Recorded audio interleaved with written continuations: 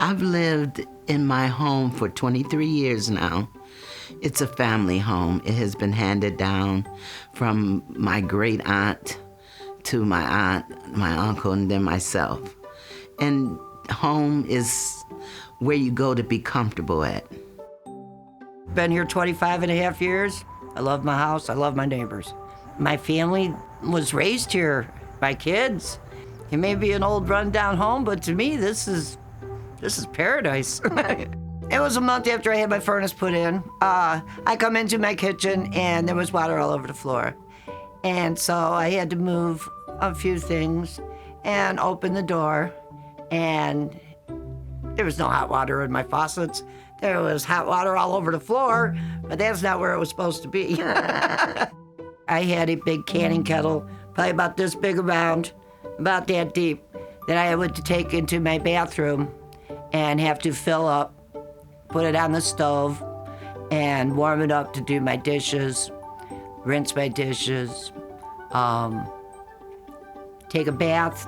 My hands being bad and my wrists being crushed, I'm not supposed to lift anything over 5 pounds, which the buckets were a good 35, 40 pounds. I'm not supposed to lift that. And it was really, really painful. It was really hard. It was tough. Got to the point where my grandson stayed with me so he could lift the buckets of water and help me around the house. My social worker, Sarah, she always asked, "Is it anything I can do for you?" And I said, something about my gutters on my house. When it rained, it would rain right down at the handle that you needed to come up the stairs with. So your hand or your head, shoulders would be wet. You look up and there is the streaming down. When it rains and it's cold, it freezes right at the bottom step. So it was always very unsafe to step down on that ground because it was full of ice. If my son or grandson wasn't here, I wouldn't be able to get out because it would be too icy. There are a lot of seniors that need help with their homes, and there are long wait lists. So in situations like Miss Hearn's situation, and there is a safety issue, I'm thankful I'm able to turn to the Community Giving Fund to be able to fix an issue quickly to keep people safe in their homes. She said, "I have a couple of programs I can check into, then I'll get back with you and let you know." And I said, okay, and she did. She got back with me, and she gave me some information on how to get started. And I called them, and then they came out, and they took care of business. They gave me gutters all the way around. And that was just a godsend, you know. So I had talked to Miss Daniela from Pace, and she had gotten a hold of the philanthropy department, which, yay, thank God. She told me they could help me out, and which they did.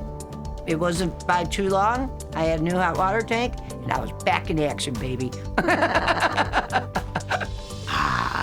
No more splashing, no more excessive salt.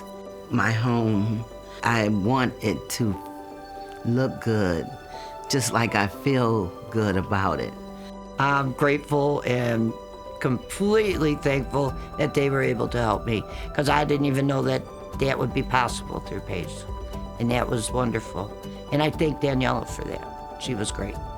To learn that the Community Giving Fund is offered, it's a godsend. We have so many people that need help just to stay in their home, and to know that you've got somebody who can help you stay in that home. There's nothing else to be said. If I didn't have the Community Giving Fund, I'd probably still be without hot water. I'd still be going to Pace for showers. I'd still be having my grandson here helping me. I'd have to depend more on other people, which I'm independent. I want to be independent. I've been independent my whole life. I appreciate, from the bottom of my heart, everything that Pace has done for me. I can't say enough good things. I can't. I'm very, very grateful. And I'm very blessed that they were here for me.